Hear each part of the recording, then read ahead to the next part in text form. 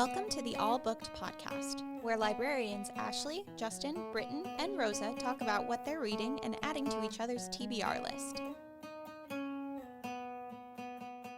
Good afternoon, everybody, and welcome to the All Book Podcast. We are back and ready for another enticing chat about our current reads.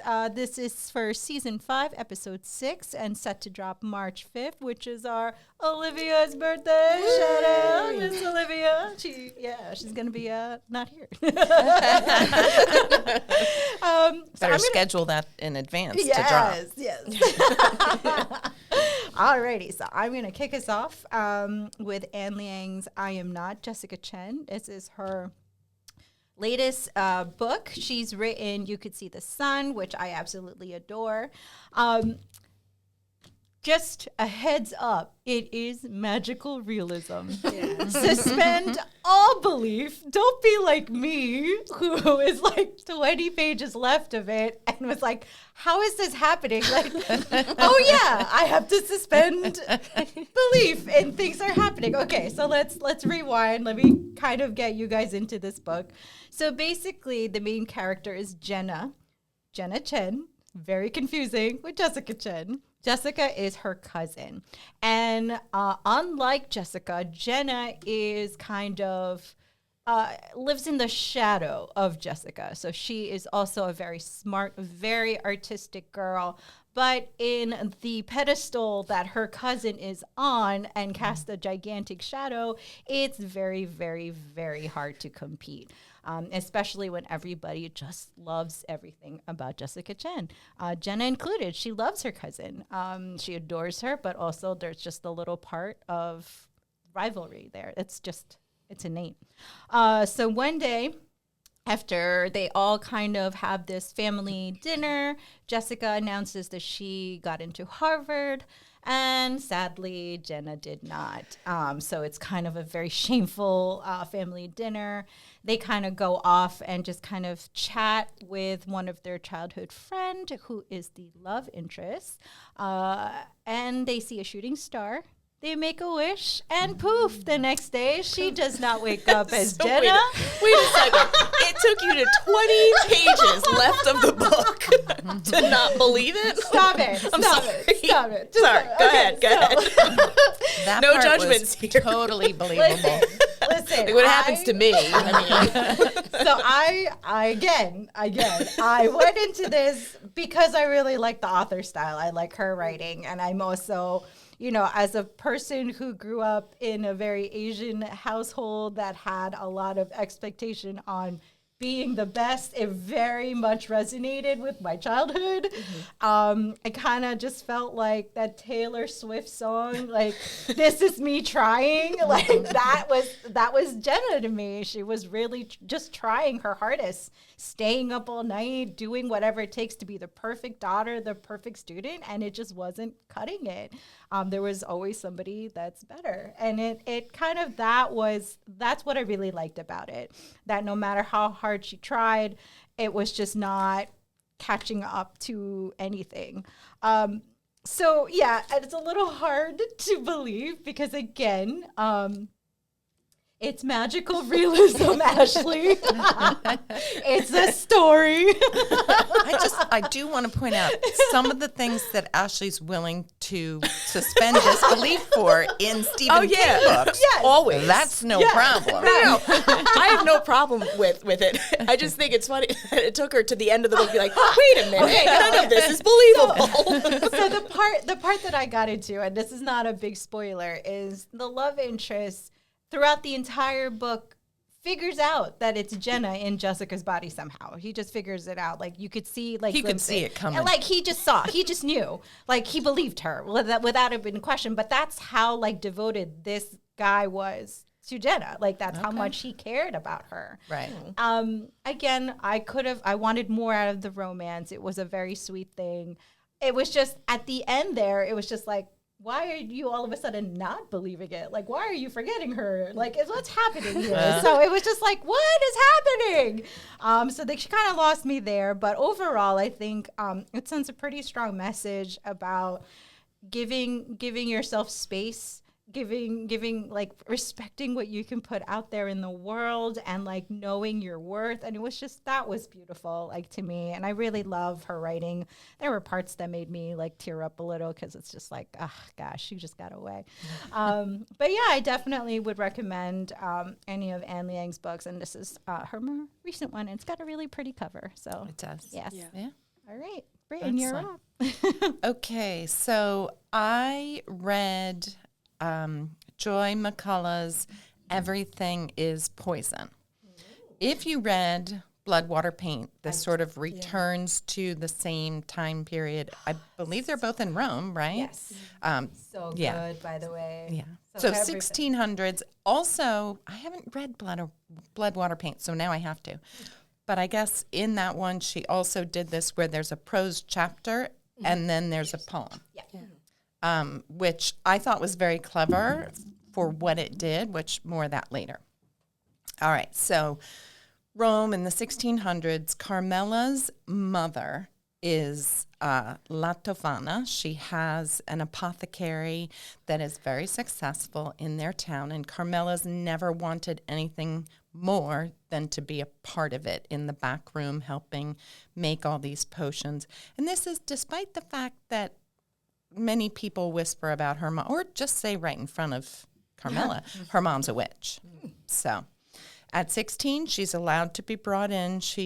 One of the first things she learns is that some of the potions they sell, like the love potion, it's not really the ingredients. It's more to do with the transaction, supporting the clients, giving them confidence, and, a little of the placebo effect kind of a thing, too. So she learns that there's a lot more than just the ingredients and the potions. But she also learns that there's a lot of potions that can be very effective in a negative way and are poisonous. So rumors are spreading around that there's a different apothecary, I believe in a different country, who has helped women murder husbands and fathers. Yikes. And so all of a sudden it's become more and more difficult for La Tofana to get her ingredients, which they're using, Carmela is completely sure, for nothing like a poison. But is that really true? What I loved about this book is these women, it's the mother, Julia, and then Carmela, and then two women who work with Julia, La Tofana, in the back, who are like a family. The four of them are very close. The relationship between them all, I thought, was really well done. They were all well-drawn characters, as were some of the other people, mainly clients that come in. And there's some great themes of women supporting women. The Tofana Aqua, is that? Aqua Tofana. Aqua Tofana, which is the one that Carmela knew nothing about, is not on the menu. You have to order it off the menu. And she's very, very careful with, you can't just come in and say, I want to poison my husband. Like, there's got to be real reasons, although some people come in and are like, I know you got something. I thought the interspersion, is that a word? The poetry that's interspersed between the chapters was really great, because what it did was, say you would read about a woman who needed a love potion. Then there would be a chapter that would say, there is a woman, not Violetta, but like her, who wants, the man of her dreams. And they would then sort of show you that there's a lot of other people having the same issues. It's universal themes. It's not really just these people that we've just read about. That's very similar to Blood, Water, Paint. Yeah. Apparently, this was based on a play she wrote. I know McCullough is a playwright. She wrote a play called La Tofana Poison Emporium, and this is based on that loosely. Nice. lyrical writing, really intriguing story, very strong themes. I just love the way she wrote. Yeah. It was just like, it was just art. It was just artwork off of paper. Yeah, it really is very, very compelling. And she's got a rhythm to it, which I was listening to it, so I didn't realize that it was, I didn't necessarily realize when we were switching from prose to poetry, but the verse really did bring out, just as I was saying, it was kind of a great way to wrap up a chapter, but make it applicable universally. There were poems and verses in Bloodwater Paint for her other one that gutted me, because it's just like she really got into like the pains of being a woman, the pains like of motherhood, the pains of like, well, in particular in the 1600s, but exactly, and like how it affected that the main character, and how it was just,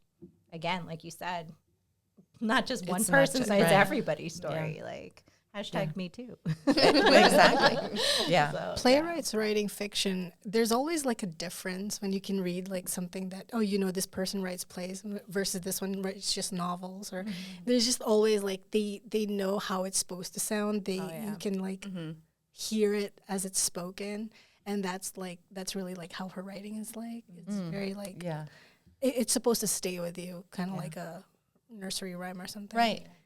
Yeah. Well, this one really did. I love this. Definitely would recommend this one. I'm gonna pick it up. Yeah. I haven't read anything from her, so I'd read the first one that you were talking about. Well, it's not a sequel. They're separate, stories. Okay. Yes. Yeah. I'm sorry. I said she's returning to the world, but I just meant the same time period and the same scene. They're very separate stories from my understanding. Yeah. I certainly had no problem following this one. Bloodwater Paint is a little harder, just because it's dealing with SA and like the way people treated the survivor. So I like the fact that this one really does have that that theme of solidarity, because in that first one, Bloodwater Paint, she was so alone. That was so the crushing. Artemisia Gentileschi. Yeah. Am I saying that right? Yeah. I think so. Gentileschi. Yeah. It was really just crushing. Yeah. Did that one win an award? Do we know? I don't recall. I've been nominated, but I think it was under everybody's radar, but Yeah. I think it was one of the ones I definitely picked up for The Prince, because it got a couple of stars. Yeah.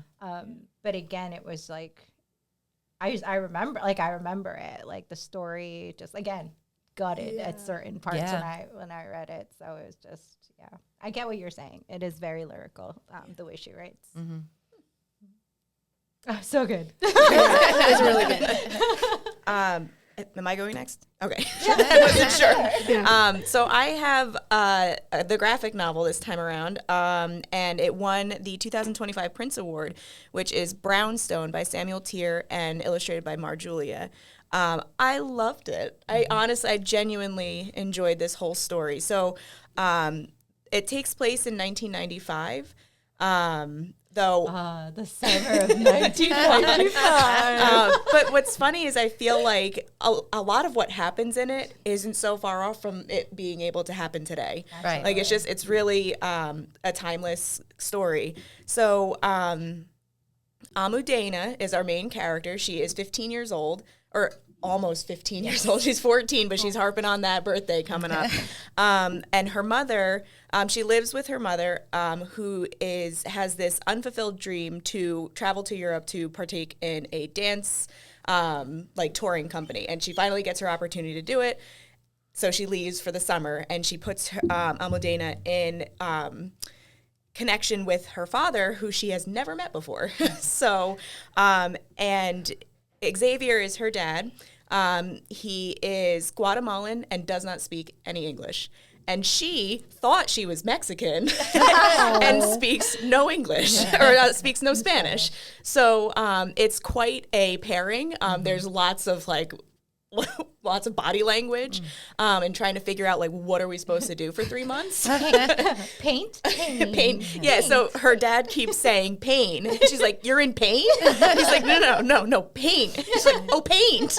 So there's lots of like lack of communication, but it's funny, and like you can see them trying to understand one another and feeling like they should have this long history, but they just don't. Right. And so they're trying to make that connection. So Xavier has taken on basically remodeling an entire brownstone and in Brooklyn. So his mission is to create affordable housing for some of the people in the community. And the story goes into basically what's happening to their neighborhood is a lot of gentrification, a lot of people coming in, pushing the longtime residents out because of cost and stuff like that. So that's something that she's looking at as an outsider, seeing the problems from within. So she has no choice but to agree to help her father renovate this. And she really has no choice. She's like living there. She's living there, so she has no choice. So she's going to help. And she's really thrown into this world that she knows she's supposed to belong to, but doesn't feel she does. Yeah. So, like, other people within the neighborhood, they call her off-brand because she knows nothing about her heritage at all.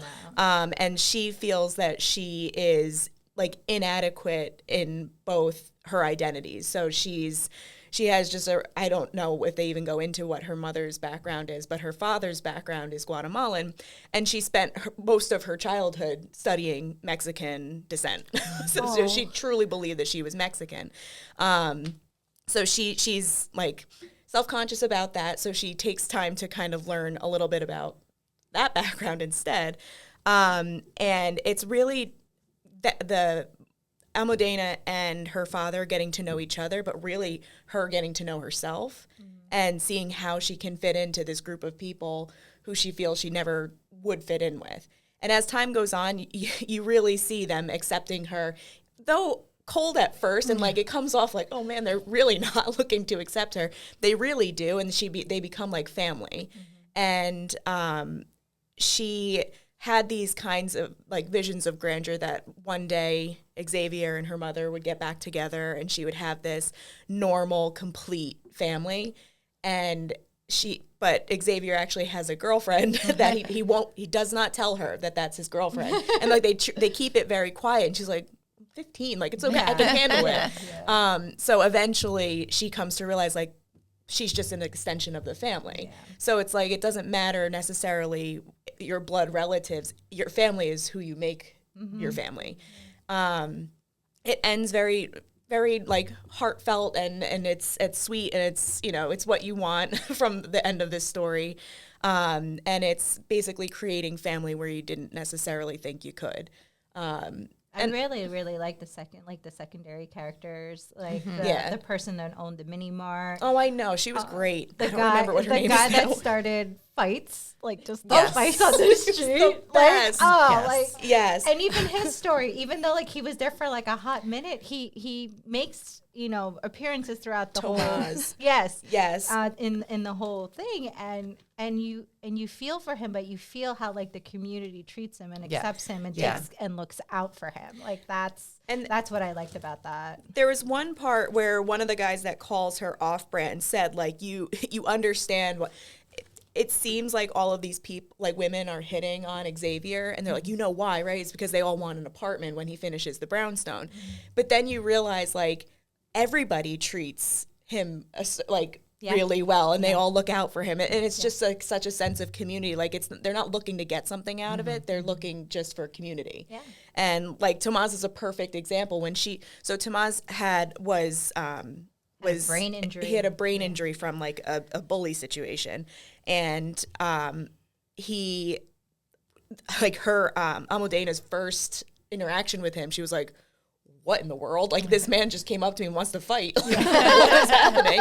And so she's thrown into this thinking, like, what am I supposed to do? And then somebody explains, like, no, he's just part of us. Yeah. And he ends up being like one of her good friends, and she gets lost and he brings her back home. Yeah. And it's just, there's so many nice connections and so many people overcoming like personal setbacks and stuff. And it's a good feel-good story. The characters are very colorful, and it's just very realistic of a mix of personalities all coming together to create a nice blend. So I loved it. I think it's very deserving of the Prince Award. Yeah. Oh, I couldn't agree more. Yeah. So that's me. Thanks. All right, so mine is a Fable for the End of the World. It comes out on the 4th of March, so by the time this episode drops, it should be in. And I when I recommend it, I always say this is what you can read while you're waiting for your hold to come in for Sunrise and the Reaping, because this is a full blown like dystopian by Reid, and I think this is the first time they've written something that's dystopian rather than fantasy, and they're very unapologetic and very upfront about the fact that this is very much inspired by the Hunger Games and a couple of like other video games like The Last of Us or Until Dawn. So yeah, So it's heavy. So Got it. very light is what you're saying. Oh, it's a feel-good one too. Of course, right after mine. Yeah. So this one takes place in the future in our world where like the sea levels are rising, nature's basically contaminated with like harmful chemicals. So you have these mutated like animals, and like the water is not safe to drink. The trees are like also mutated, and so it takes place in like two kind of settings. One is in the Catskills, where the outlier towns are, and then there's New York City, but it's called New Amsterdam now. So in New Amsterdam, you're getting Panem vibes. They're all obsessed with status, beauty, and entertainment. Basically, everything is like on screen, and there's this program where there are these teen girls who were taken when they were like 8 years old, and they were basically like, Nebula from Marvel. Yeah, Guardians. They're taken apart and put together with like different pieces and like new like This is like a real ugly situation. Down to like the brain functions. They're like tweaked until they are the perfect killing machines, but also they have to look good. Like they are like the epitome of beauty, and so they have to be these perfect killing machines because they are used for these events called the gauntlets. So gauntlets are basically when somebody racks up too much debt, and either they give themselves up to the gauntlet to be hunted by one of the angels who have been like who are the girls who are hunting them, or they give someone else up. So it's how do you? I mean, I volunteer as tribute, or this is just being. No, he's like, oh no, don't get me. Don't take me. Take Ashley. No, it has It's always me. You're just in the perfect line of vision. Yeah, so like it's pretty common for somebody to give up like their elderly grandparent or parent, their children. Yeah, and these gauntlets are televised like every 2 months. Of course they are. Like live streamed, and you're supposed to be participating in like the live chat, going like commenting on like, and you're getting all. Yikes. So in the outlier areas, we have people who are trying not to drown because it's always raining. And there's not a lot of food to eat because the animals are contaminated.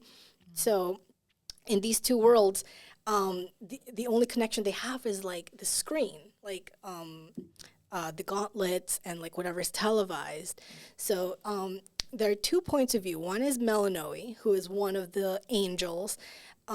She is reeling from her last kill. She had to kill like 12-year-old whose father gave her up. My face this entire talk. I'm like, And even though like her handler has wiped her memory of it, she can't forget it. So she's traumatized. She breaks down in front of live TV, and then she's basically disgraced.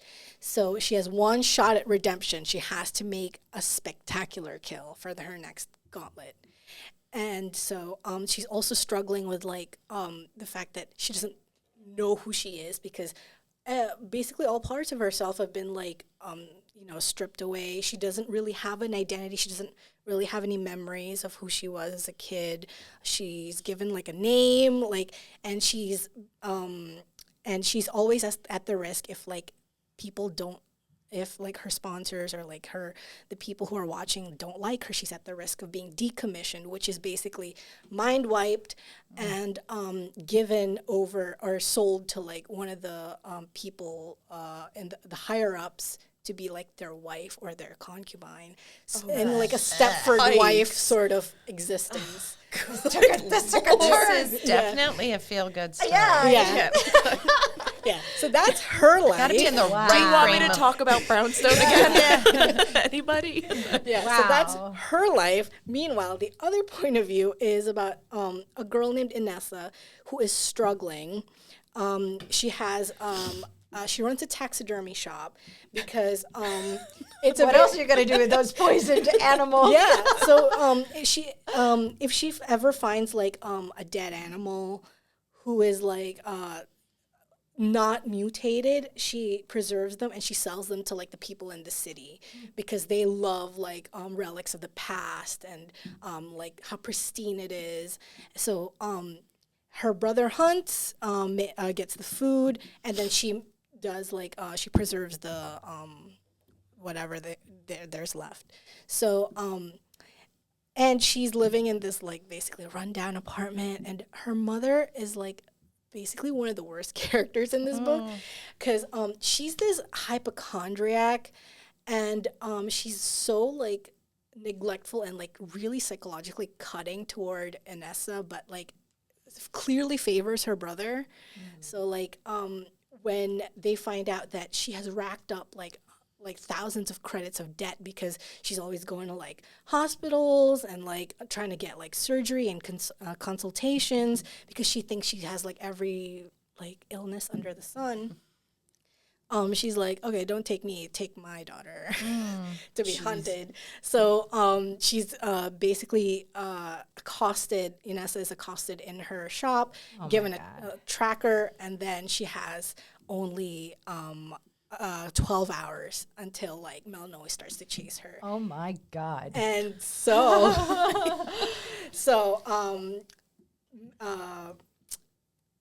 Inessa's brother helps her escape into the woods in the Catskills, but Melanoe tracks them, and Inessa and her brother get attacked by like mutated wolves, and they get like separated, and Melanoe's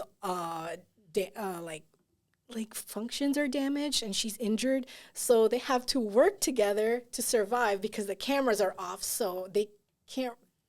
Melanoe can't kill Inessa without the cameras on because it's just murder. It's like a temporary truce. Yeah, so they have to work together to survive, and then once the camera's back on and they're back in like where the signal is, that's when like they can start like killing each other again. I was just thinking about listening to this.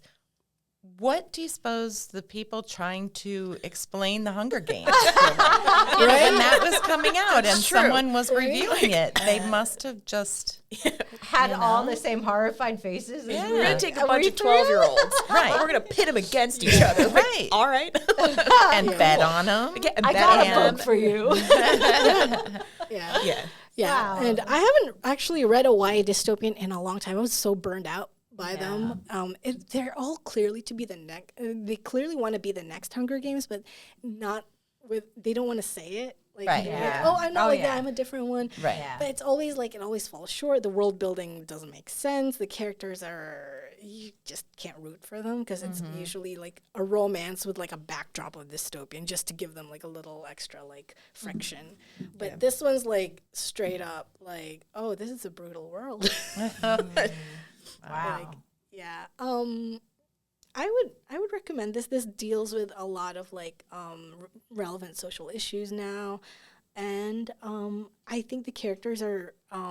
It's really easy to tell them apart when their POVs are like up, because like Melano is this like cold-blooded killer who's struggling with like emotions and like, wait, am I making a friend? Wait, and then Inessa's just like, I don't want to kill anybody. She's like this soft-hearted girl, but like, but I have to survive. So like, yeah, their dynamic is very like upfront and center, and very it really does tell about the two different worlds they live in, but both are like terrible because of the people who control them.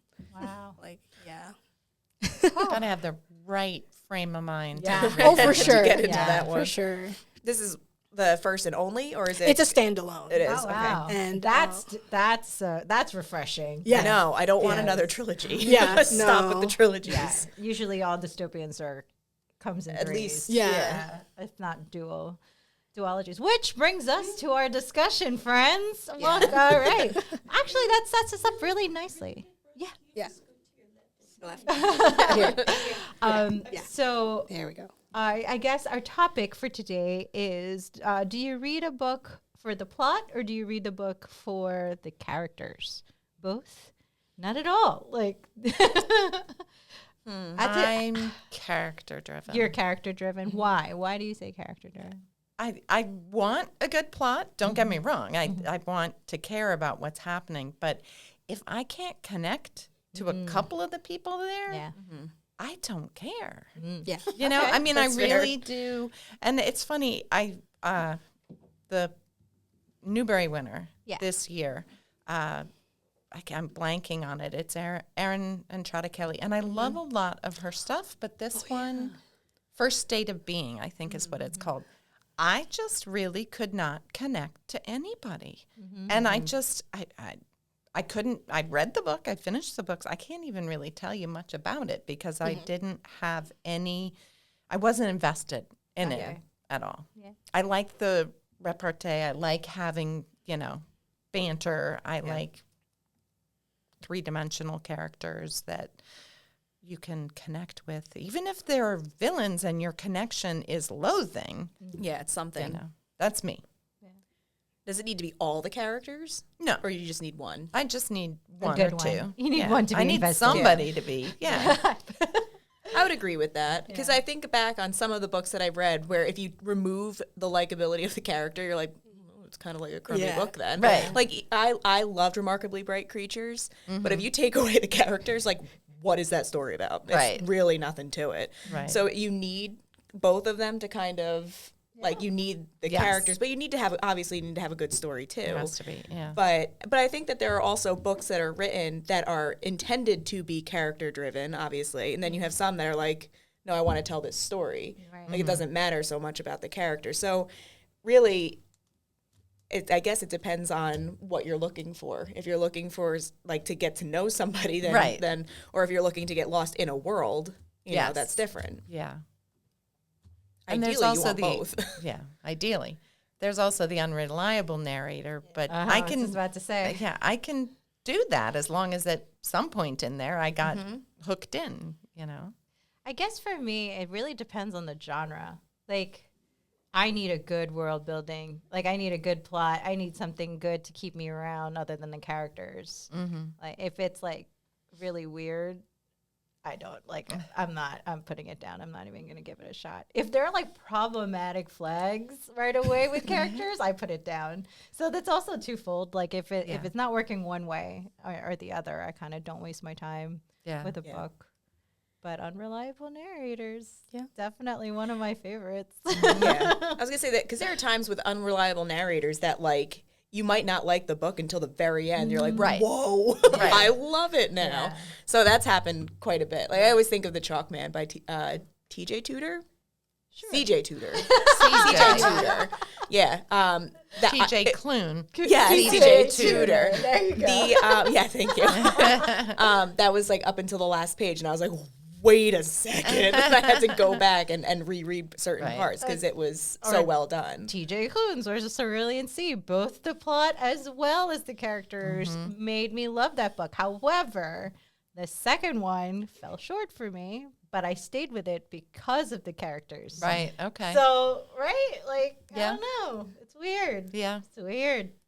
It's a The weird characters in that one for me, that's totally. life. Yeah. You love every Yeah. single one. And I think part of the, for House in the Cerulean Sea, part of the characters are their beliefs and their morals, which leads back into the story. Right. Mm-hmm. Yeah. You kind of need both, but I definitely prefer. Character driven. I can do a weak plot, but not weak character. Weakly drawn. They can be a weak character. Right. Yeah. I don't know. I feel like I think characters is key for most of it, but I think the same thing is true for like movies and TV shows too. Like if you can't connect with one of the characters, what's the point of holding Right. on? Like if you're not invested in the characters, do you really care what happens to them then? That's You know, true. like I think that's part of the reason why like The Walking Dead really fell flat. 'Cause it was just like eventually all those characters devolve, and you're just like, all right, well, Or die. we're done now. You know, Or get killed. you know, and it's. I know that like this is controversial, but I felt that way reading The Hunger Games too. That I felt like in the first two books, the characters were all super strong, and I felt like by the third one, Katniss fell flat. She was kind of like, well, I'm just gonna give up now. And it was like all these characters that she spent the first two books creating a world. Like the story was fantastic, but the characters were really good too. I felt like in the third one, it was just plot driven, Right. And I felt like the characters were You had to so wrap weak. it up. Yeah, it Yeah. felt like rushed. It felt like she had a deadline to meet and, Yeah. and publish, and it was just like, oh, but all the characters stink now. Yeah. Like now I'm not That's- invested. Yeah, that was a really big problem with Katniss. Like she had so much trauma after the first two books, and then she didn't address any of it. Yeah. No. So and that could have been more interesting to read about.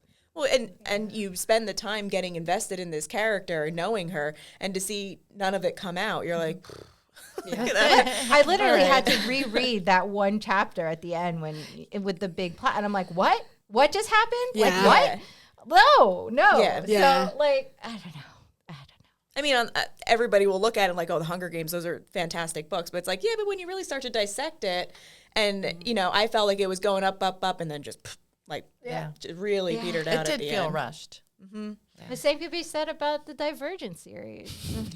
I don't think I made it to the third. Don't. not. Sorry, it's not worth it. I have a problem with authors writing dual perspectives when they have the same voice. Yeah.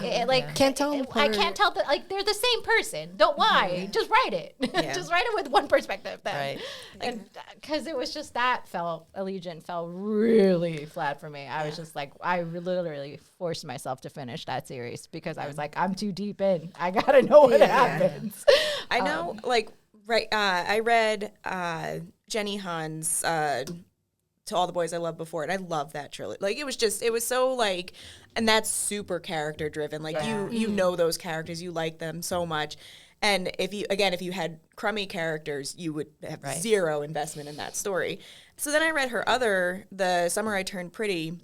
I hated it. Like I did not get far. I read like halfway through the first book, and I was like, I don't like It these goes off the characters. rails. Yeah. Like I mean, she calls her main character Billy. I know, and like I got no problem with Belly. no, with the name. but I didn't like the characters. Yeah. And I was like, well, the story's not all that great, but man, the characters aren't all that great either. Yeah. So But a lot of people do. Yeah. Right? I I mean, know. it's been really popular. I so, know. Because of the show. Yeah. Yeah. Yeah. So And I didn't I don't watch know. that, so I don't Maybe know this if- show has a slightly different.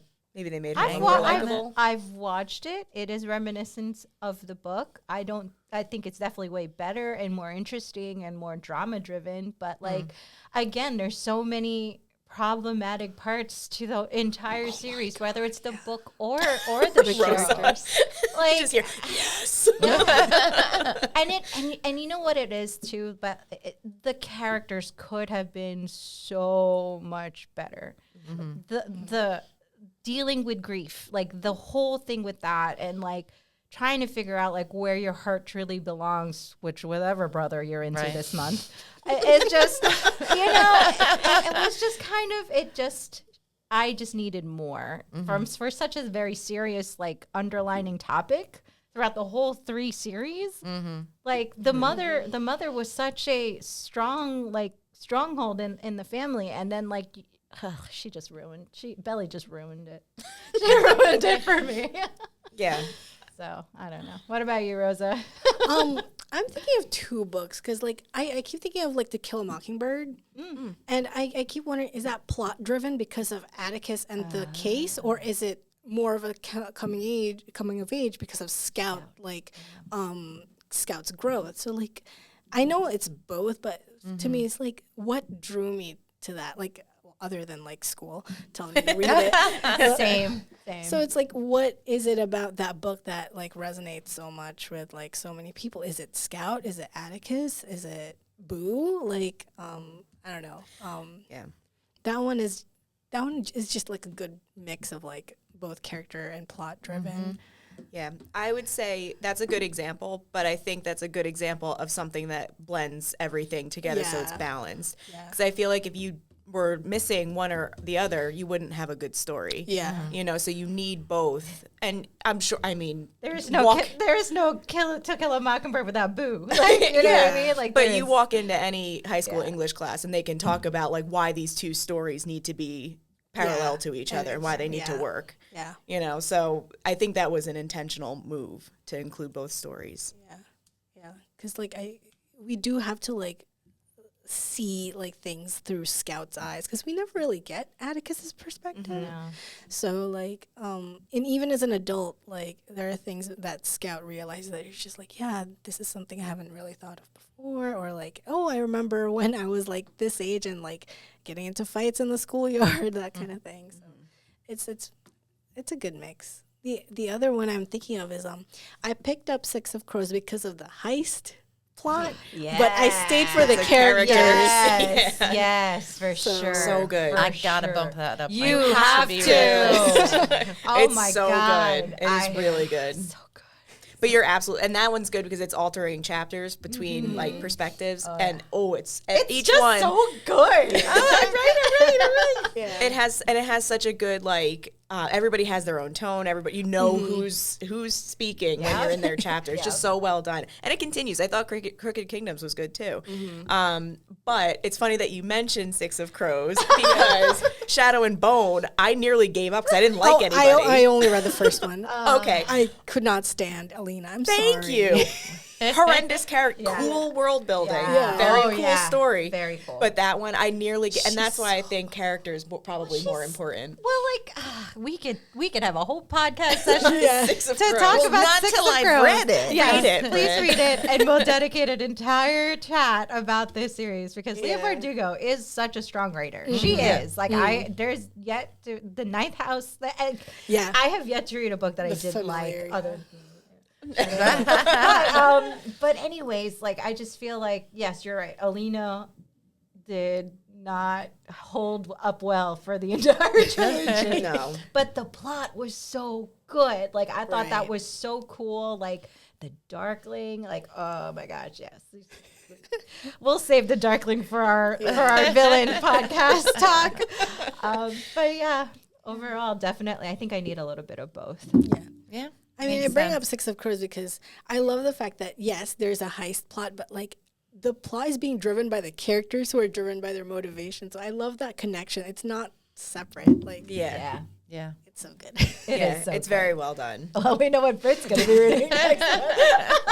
It's worth Putting it. it It's a good on. one. Libby, let me get on. All right. Well, thank you guys for sticking around and listening to our chats. I mean, again, we talk about the books we read for the month, but I feel like we end up talking about 5 lot of other books, books yeah. at the end. So hopefully you guys pick up 1 or 2 of our books this session, and we'll see you next month. Thank you. Bye. The All Booked podcast is written, directed, and hosted by Justin, Rosa, Ashley, and Brittin, and produced and edited by Olivia Esteban. All Booked is produced by the Ridgewood Public Library. Please consider subscribing and sharing with friends, and follow us on Facebook. You can find links to the books we talked about today in the description. Thanks for listening, and keep reading.